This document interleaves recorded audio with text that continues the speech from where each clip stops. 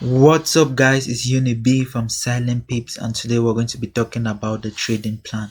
The trading plan is day 5 of our trading course. If you want to take the trading course, I'm going to leave a link in the description. Feel free to check it out. By the end of this video, you should know how to create a good trading plan, and I hope that this video helps you to become profitable in your journey of forex trading. Do me a favor, smash the like and the subscribe button, and we'll be back after the intro.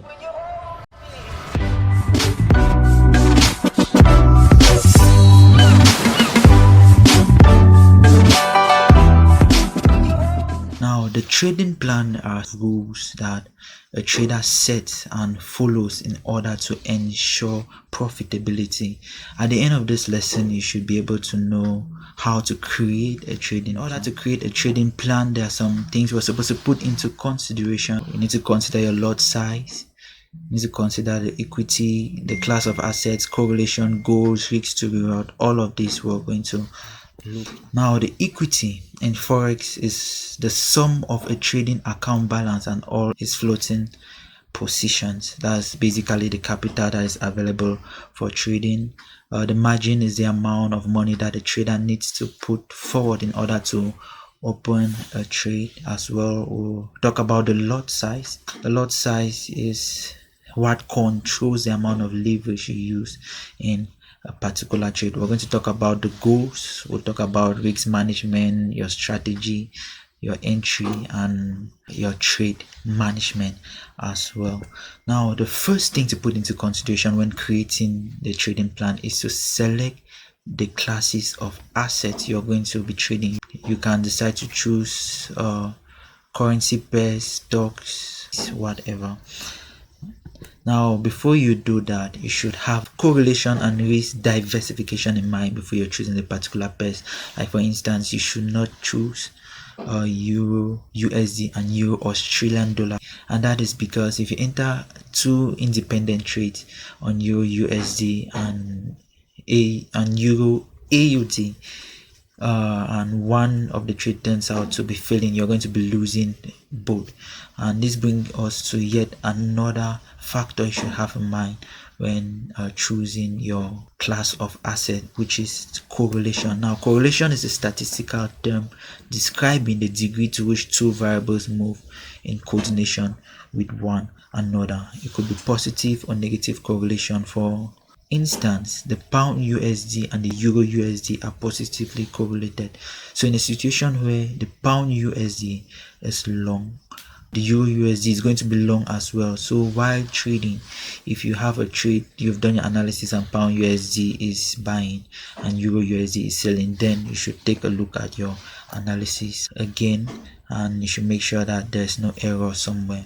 Negative correlation too is when two currency pairs move in opposite directions.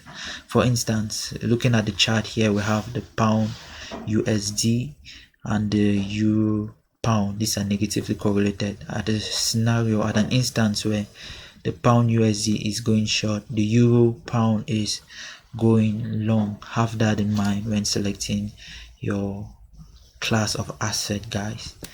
The next thing we'll talk about is the trading goal.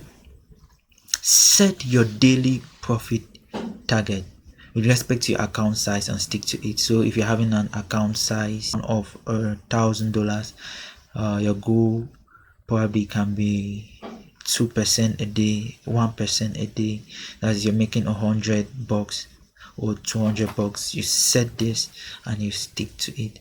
Now you should also set your maximum daily loss as well. I recommend a 2% maximum daily loss. In a scenario where you have all your trades hit your stop loss per day, make sure that this does not surpass 2% of your trading account. Another component of the trading plan is your risk to reward ratio. Now, I recommend a minimum risk to reward ratio of 1:2. Before you enter a trade, you should calculate the risk to reward. If it is 1:2 or greater than 1:2, then you can enter the trade. And notice this, you don't just randomly select where your stop loss or your take profit is going to be to choose your risk to reward ratio as you want. The market tells you where your stop loss is based on the price levels, and the market tells you where you should put your take profit as well. Criteria for entry is yet another important part of a trading plan, and based on your style of trading. If you are a swing, if you are a scalper, if you use indicators, if you look at the chart, an empty chart, you should set basic rules that will validate and give you an entry signal. There are general rules like you don't place a trade during a related news events for traders that do not trade fundamentals. And if you're trading using indicators, then you can set a rule when using an RSI that you enter a buy, for instance, only when the price is at the oversold region. Trade management. Now, when you place a trade, there is a possibility that the trade goes against you. You're going to be profitable or you're going to lose money depending on how you manage this trade.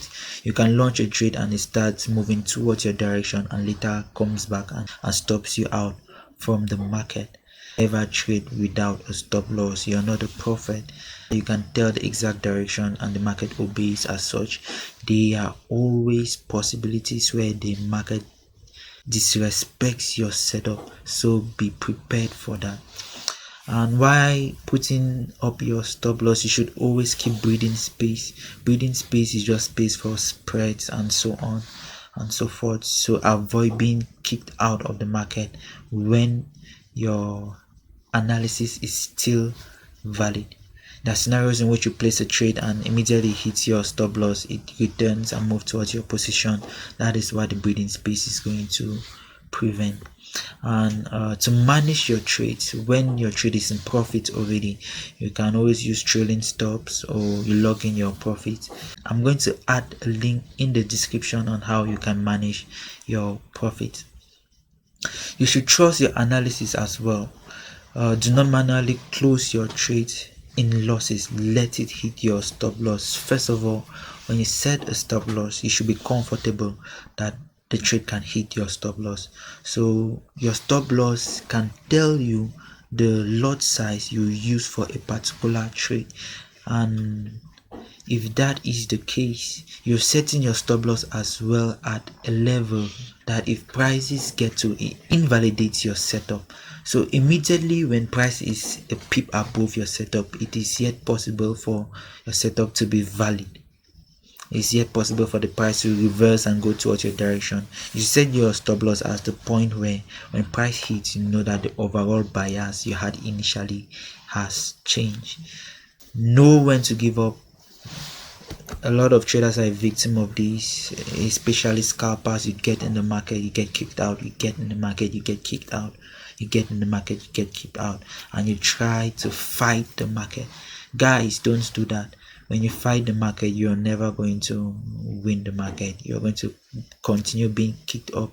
When you lose a trade, you stop that trading day, you review your trades, you find the errors you made, you add it to your journal, you wait for the next trading day, and you move ahead.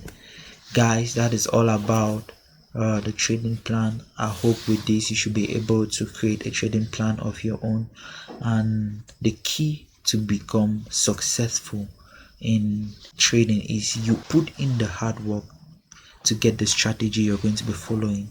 You are consistent with it and you're disciplined to obey all of the instructions in your trading plan. With that, you can be assured that you'll be a profitable trader. Thank you for watching. Make sure you hit the like and subscribe to this channel if you have not done that yet, in order to get more educative video as such. Ciao guys.